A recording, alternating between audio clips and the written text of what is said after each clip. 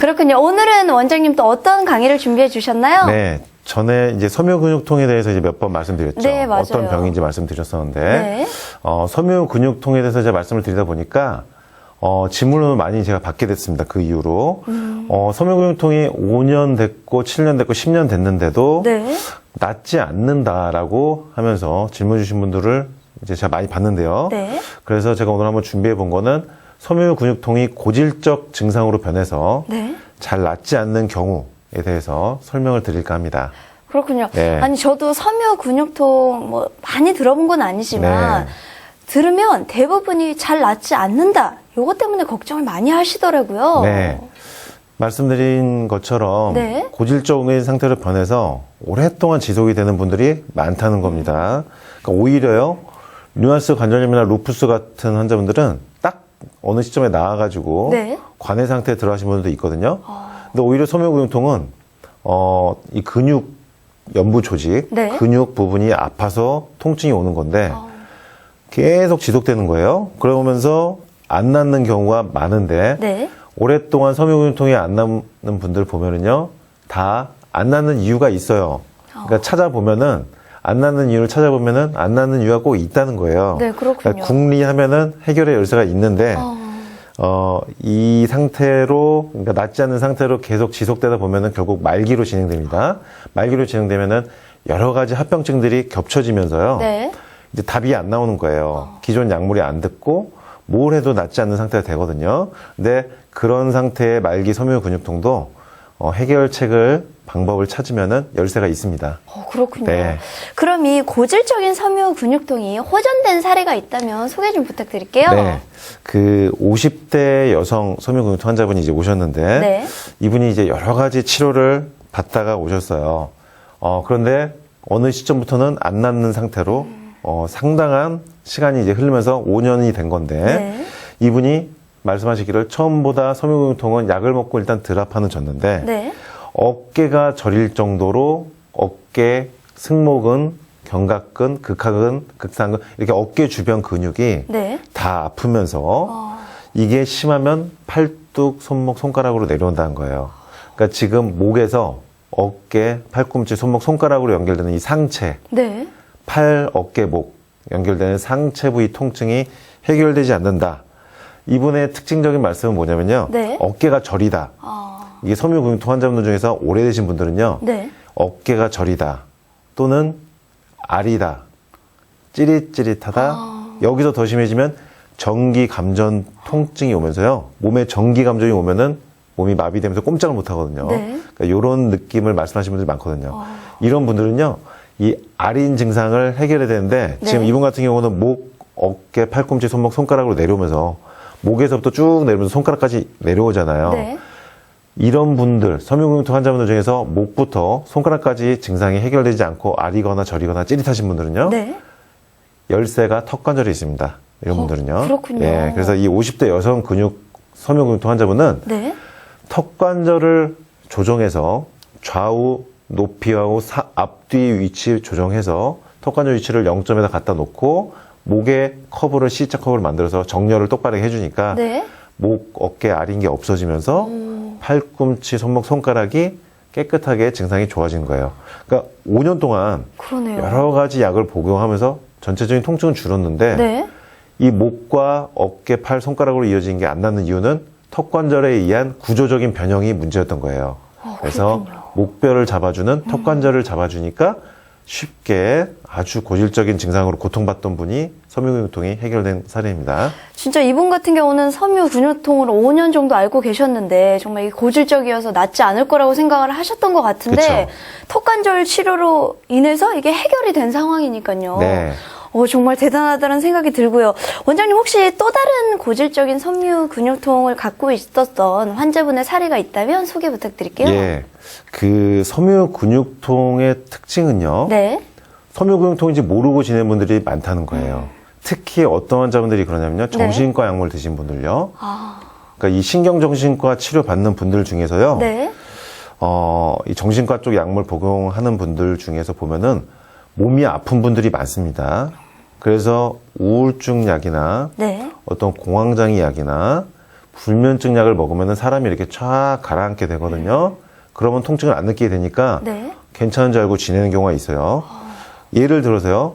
리보트릴이라고 하는 약을 드신 분들이 있습니다. 이 약은 뭐냐면은 공황장애에 쓰는 약이고 간질 발작 같은 데 쓰는 약이에요. 그렇군요. 예, 그리고 엔뎁이라고 하는 약이 있는데 네. 이것은 우울증 약인데요.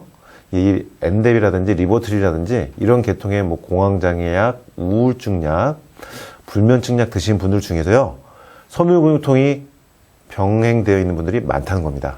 아니 그럼 이 섬유 근육통 환자분들이 네. 이런 신경정신과 약을 먹으면 어떻게 되나요? 이걸 드셔보신 분들 이제 말씀 들어보면요. 네. 대부분 이게 착 가라앉아요. 그러니까 중추신경을 억제하는 겁니다. 네네. 사람이 신경을 억제하니까 뇌가 멍해지고 정신이 약간 멍한 상태로 지내게 되고 이 느낌을 싫어하는 분들은 딱 드시고 나서 며칠 드시고 나서 안 드신 분들도 있어요. 그렇군요. 근데 보통은요. 이 약을 안 먹으면은 공황장애 느낌이라든지 우울증 느낌, 잠이 밤새도록 안 오는 게 일주일씩 불면증으로 시달리고 하다 보면은 약을 이제 먹게 되는 거거든요. 근데 문제는 이 약을 먹으면 신경이 이렇게 쫙 가라앉고 중추신경이 억제되니까 사람이 쫙 가라앉으면 일단 통증을 안 느끼는 거거든요. 네. 그 상태로 지내다 보면은요, 섬유근육통 통증을 못 느끼는 거예요. 있는데, 내 몸에 통증이 있는데 못 느끼는 상태로 지속되다 보면은 이게 나중에는요, 약이 안 드는 시점이 되면 미궁으로 빠지는 거예요. 약을 먹어도 통증이 안 잡혀가지고 굉장히 그러네요. 고통받고, 그러니까 불면증, 우울증, 공황장애 증상에다가 몸이 막 여기저기 아프니까 미궁에 빠지는 겁니다. 그렇군요. 그럼 원장님 혹시 이 섬유 근육통 환자분들 중에 이게 섬유 근육통이라고 모르고 지나가서 정신과 질환인 줄 알고 그렇게 네. 알고 계시는 분들도 있을까요? 예, 섬유 근육통 환자분들 찾아오신 분들 중에서 보면은 네. 말기, 정말 마지막까지 진행되신 분들 중에는 네. 정신병원에 입원을 했다거나 아니면 정신과 치료를 오랫동안 받다가 나중에 너무 아파서 보니까 섬유근육통으로 진단받게 되는 경우를 많이 봅니다. 그렇군요. 아니, 그렇다면 섬유 근육통 환자분 중에 이 정신과 약물을 복용한 분의 치료 사례가 있다면 좀 알려주세요. 네, 최근에 이제 치료를 해드린 20대 네. 섬유근육통 여성 환자분인데요.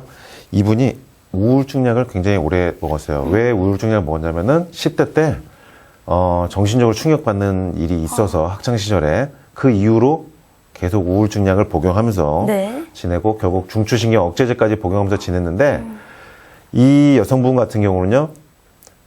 오랫동안 이 약물을 복용하면서 통증을 못 느끼다가 어느 시점이 되니까 막 여기저기 섬유근육통이 올라온 거예요. 그래서 오셨을 때 보니까 이분 같은 경우는 정신과 약물에 대한 의존도를 낮추는 쪽으로 약을 조금씩 줄여가면서 뇌신경을 안정시킨 쪽으로 치료해주고 이 신경정신과 쪽 약물에 대한 의존도를 낮추는 쪽으로 치료를 하는 건데요.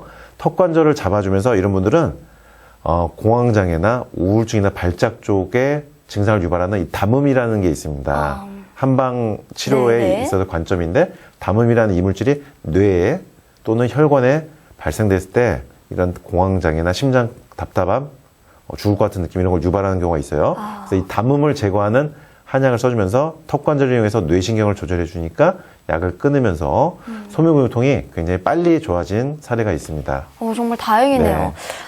그럼 다음으로 또 섬유 근육통이 고질적으로 이제 상태에 접어들었잖아요. 네. 이분들이 또 다른 분들은 또 어떤 치료 사례가 있었나요? 네.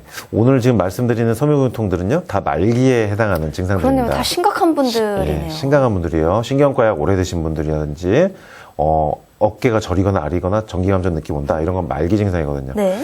또 말기 증상 나타난 분들. 말기라는 거는 낫기가 어려운 상태가 되었다. 실마리가 잡히지 않는 상태다. 네. 그런 의미죠. 뇌에 관련 증상들이 나타나신 분들은 말기 상태예요.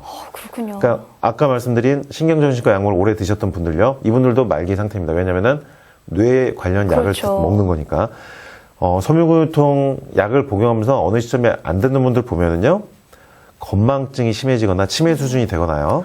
집중력이 저해서 전에는 책을 한 페이지, 두 페이지 읽던 분이 못 읽게 되거나 어지럽거나 미식미식거리면서 자꾸 토하고 그리고 갑자기 쓰러지신 분들이 있어요. 어지러워서. 네. 핑 돌면서 의식을 잃거나 두통, 편두통이 너무 심하거나 또는 신경 예민해지는 증상이 너무 심하고 아까 말씀드렸던 신경과 증상, 공황장애나 네. 불안장애 그리고 옆에서 보면은 건강염려증이라고 할 정도로 평가를 받는 정도로 너무 내 몸의 증상이 민감하게 되는 경우도 보게 됩니다. 그러니까 몸이 굉장히 불안한 상태가 되는 그러니까 거네요. 불안해서 그래요. 그러니까요. 건강염려증이 아니고요. 섬유근육통 환자분들이 제일 문제가 되는 게요. 옆에서 봤을 때 멀쩡해요. 네.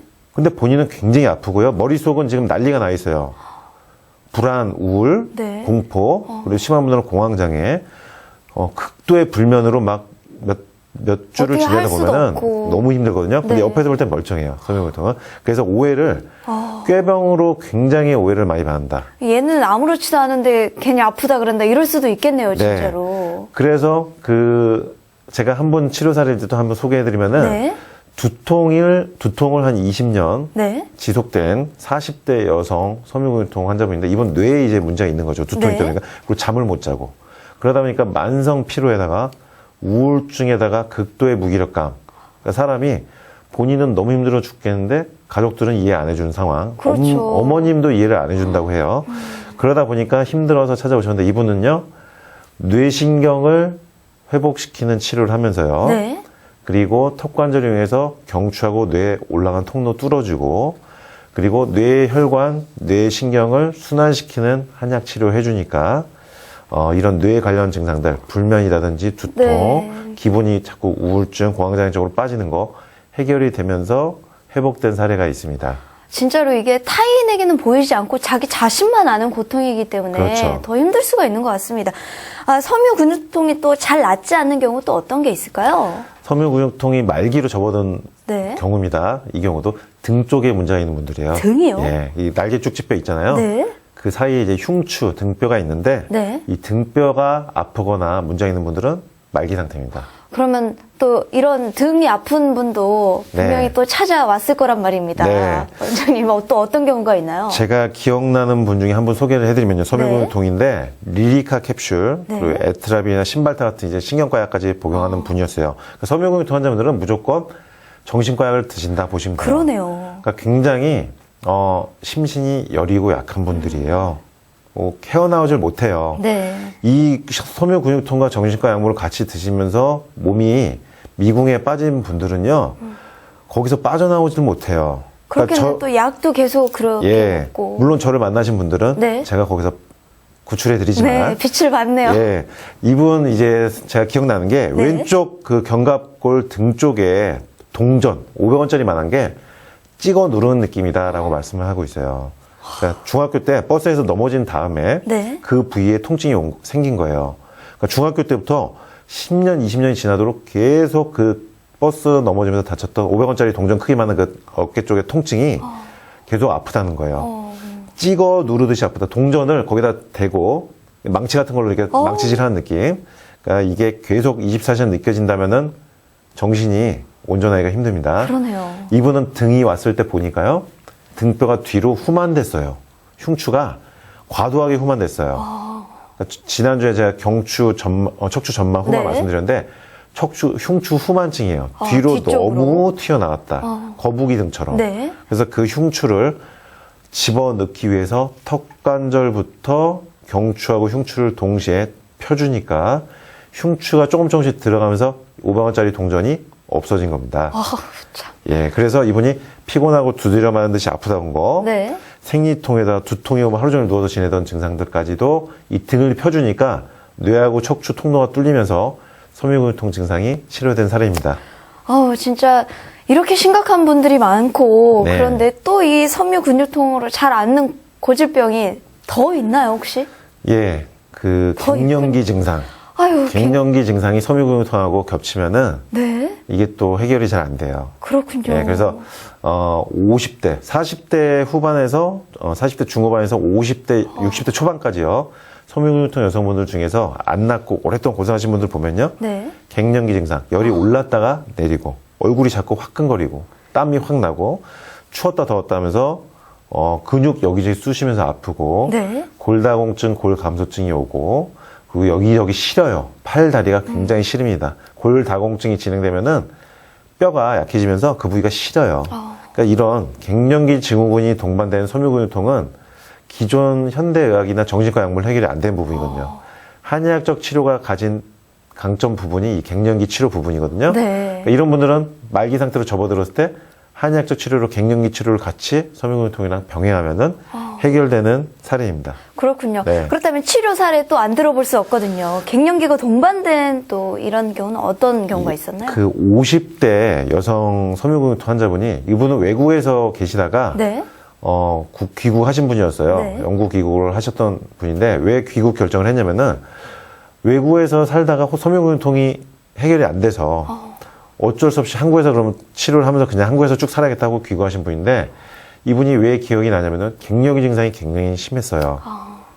열이 확 올랐다가 내리면서 네. 땀이 쫙 나고 근육 여기저기 쑤시면서 아프고 팔다리 시리고 골다공증, 골감소증이 진행되고 그리고 갱년기 증상이 동반되면서 나타나는 게 이제 극심한 우울감입니다. 여성분들은 이 갱년기 증상을 조절하는 한약 복용하면서 네. 턱관절을 이용해서 뇌하고 얼굴 쪽으로 올라간 열을 내려주고 통로를 뻥 뚫어주니까 열이 잘 내려오는 거예요. 네. 그리고 갱년기 조절 한약 그러면서 섬유근육통 치료를 동시에 진행하니까 갱년기 증상이 좋아지면서 섬유근육통이 잘 해결돼서 지금 지방에서 남편분이랑 잘 살고 계십니다. 네. 정말 다행이네요. 네. 설마 아직까지도 이 섬유 근육통이 잘 낫지 않는 또 사례나 뭐 이런 게 있을까요? 이제 정말 어려운 경우입니다. 이건 또 뭔가요, 정말? 류마티스 관절염이 있거나 네. 루푸스가 있거나 한 여성분들 중에서요. 약을 오랫동안 드시면서 지내다 보면요. 혈액순환이 안 되고 몸이 냉증으로 빠지면서 섬유근육통이 생겨요. 생긴다고요? 생기는 거예요. 그러니까 류마티스 관절염이 있다가 몇 년 있다가 섬유근육통이 생기거나 루푸스가 있다가 몇 년 있다가 섬유근육통이 생기는 거예요. 정말 첩첩산중이네요, 진짜. 두 개가 겹치는 거죠. 산 넘은 산이 된 건데 그렇군요. 그러다 보니까 말기 상태로 결국 빠지게 되고 이분들도 굉장히 고통스럽습니다. 네, 그렇군요. 그래서 제가 그 류마티스 관절염 있으면서 섬유근육통이 발병됐던 50대 여성분이 이제 기억이 나는데 네. 이분 같은 경우는 류마티스 약을 메토트렉세이트라고 하는 약을 네. 조금씩 줄이면서 끊고 스테로이드도 조금씩 줄이면서 끊고 류마티스 관절염 치료를 하면서 약을 끊게 하니까 네. 섬유근육통 증상이 좋아진 사례가 있습니다. 그러니까 류마티스 관절염이 있으면서 섬유근육통이 있으면은 류마티스 관절염이 좋아지면 섬유근육통이 낫는 거예요. 루푸스가 있으면서 섬유근육통이 있으면 루푸스를 치료하면 섬유근육통이 낫는 겁니다. 그렇군요. 추후에 이제 루푸스와 섬유근육통이 있었던 분도 나중에 네. 시간 될 때 한번 소개를 해드리겠습니다. 네, 알겠습니다. 오늘 미니 강의에서는 유창길 원장님께서 섬유 근육통에 대한 내용을 아주 다양하게 얘기해 주시고 또 사례까지 말씀해 주셨는데요. 극심한 전신의 통증을 호소하는 만큼 또 섬유 근육통으로 고통받는 분들에게 많은 도움이 됐을 것 같습니다. 원장님, 오늘도 좋은 말씀 감사합니다. 강의 함께 하시면서 궁금한